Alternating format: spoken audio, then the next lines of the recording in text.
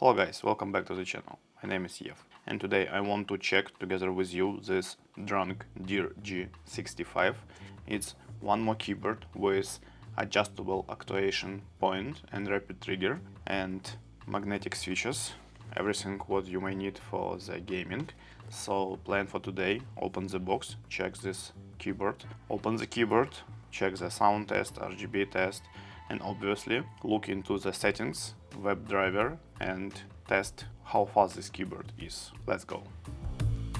So inside the box we may see the keyboard itself, and today I have this gray version with orange and violet colors on enter and left shift. Overall, first impression is quite good legends, nice keycaps. We will check them in a second. So on the back side we have this kind of flexible fit. I'm not sure how it works, but it's kind of should reduce any vibration from the usage. My personal opinion, this is just marketing. We have USB Type-C on the left side, and that's all from the overall keyboard look. Also, we have a cable, kind of braided cable, and simple keycap puller. It's no switch puller, I assume, because you should use only like original switches, and we have two of them, additional, set of accessories.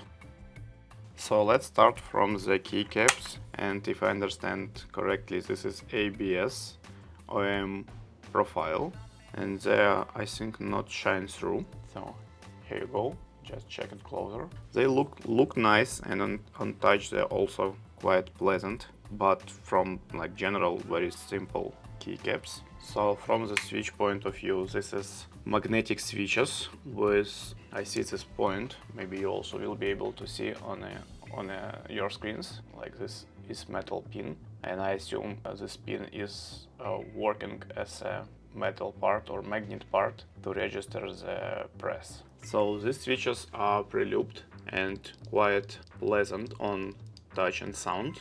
We will do the sound test in a second. And also I can see this RGB enhancer, this piece of plastic inside the RGB window. And we have north-facing LED. And I assume you can use only this kind of switches, because on PCB I cannot see any holes for any pins. So we have only one option. So it's kind of hot swappable, but I'm not sure if it's any other options on the market what you can use instead of the switches. Okay, let's do the initial sound test.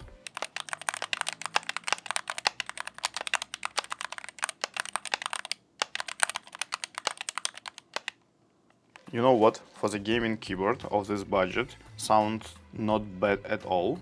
Really good sound, and I assume we can improve it even and make it even better. Also, I want to say that this flexible fits actually doing something. You see, it's flexible in general. I don't think it's really doing anything practical, but it's kind of gasket mounted structure with some kind of flexibility, which is obviously not the case, but it's kind of an interesting solution.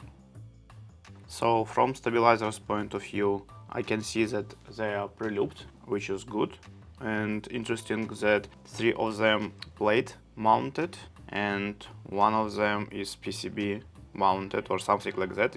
It's under this metal switch plate. Let's open this keyboard and let's see what is inside. Okay, to be able to open the case, you need to unscrew several screws. Let's do this. So this keyboard really looks like the same as Fizz from Redragon or other 60% keyboards. It's very easy to unscrew, it's no battery or nothing like that. So PCB sandwich, you have some silicone in between switch plate, which is by the way metal, and PCB itself, and basically that's all from this point of view. Case is plastic, and you have some piece of foam, which is pretty nice. I mean, what else do you need? It's just some sound dampening. Basically, if you are planning mostly to play, you don't need any additional stuff. Let's add some foam inside the case, so it will a little bit make it better, less hollow, right? And let's put everything back. And as a bonus, let's use this custom PBT keycaps, which is shine through, so maybe it will be even better than with original keycaps. Here you go. This is new keycaps and also the shine through, so you can see the RGB. And if you like to play in dark environment, you will be able to see the legends very clear. And now let's do the sound test. And actually I'm surprised. Not bad as for gaming mechanical keyboard, right? Okay guys, now the most interesting part, right? This is magnetic switches, this is rapid trigger and actuation point adjustments. And on your screen right now, this is software, web version of the driver, and it looks good, very similar to the Wooting one. I'm really, pleasant surprised. And let's check, let's do the quick test. Also, these guys add this visualization of pressing the key, so you actually can see how far it's pressed, and it's amazing. You don't have this on Wooting and you don't have on the Red Dragon Fizz. I'm seeing this first time. No, actually I saw it on Razer some times ago, but that's all. So this is very nice. So first of all, we can adjust everything, I mean all keys and all of that. I propose we will test it on AWSD, and right now you can see that I switch on rapid trigger mode, right? Let's do the couple of tests.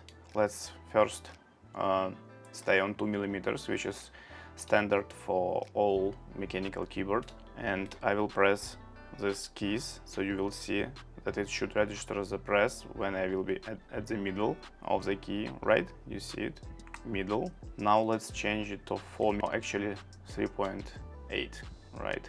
They don't have it on 4, so 3.8, and save to the keyboard. Now you see on a software on this driver that it's 3.8, right? This 4 keys, and let's do the check. I need to press to the very bottom, very bottom. Yeah, there you go. Let's do it again. 1, and actually it's register multiple, of course, because it's on. I'm going to the very down. I can do it like this. And now let's change to the 0.2 save. Now you can see on the screen that it's 0.2 on these 4 keys, right? And I need to just touch a little bit any of this. I even cannot touch so light, really, like this. Yeah. So, and obviously latency, I don't know what exact this latency is, maybe around 4 milliseconds, but it doesn't matter. You cannot really see the difference, and you cannot see this latency. And also it depends on many other factors. What is your PC, monitor, connection, everything, so it doesn't matter. What else can we change? We can change sensitivity downstroke and sensitivity upstroke, and let's do around 1 millimeter for the down and 3 millimeters and 2 millimeters upstroke. And again, save to these keys. You can see again right now these parameters on these keys, right? You see, so I'm not releasing fully this key, I'm just pressing to the middle, and it registers the key, so you can spam this press as many times as you want. And for example, another key, Q, I did not set this, and you see it's not spamming, so I need to release, press, release, press, release, press. And W, I can just press it there. So this is why you can set this on the middle length of the press, right? We have from 3.8 to 0.2 millimeters, so you can set up in the middle for something what you need to be able to press and release, press and release, press and release without releasing fully the key. Pretty interesting. Also, you can remap keys whatever you need, right? You can save it to profile. So from gaming point of view, the keyboard is very smooth and pleasant to play. I even can say that it's better than Fizz with magnetic switches. I like it more. I don't know why, but the presses and the switches are much more smoother. And RGB is good, structure is very simple.